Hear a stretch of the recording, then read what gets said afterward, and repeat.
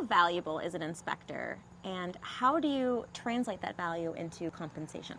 An inspector is absolutely priceless. They're invaluable. I can't even say enough because it's a whole entire site. And here's the deal. It really depends on your property and exactly what you're going to be having them do. Obviously, if you have a 2-bedroom, 1 bath, not nearly as large and as much area to cover as a 5-bedroom, 3.5 bath with maybe a pool and a hot tub, is going to be up to your individual discretion on how much work you're having them do. But I think it really goes into relation to what's your average daily rate and what is that cleaning fee. So I think you have to find that happy medium. We still always want you to be profitable, but they need to be rewarded with the value that they're bringing to the property and the guests. And do you pay them like per inspection or per hour? I would say, again, that's up to you. Are they only inspecting or helping you with things like consumables or any guest communications?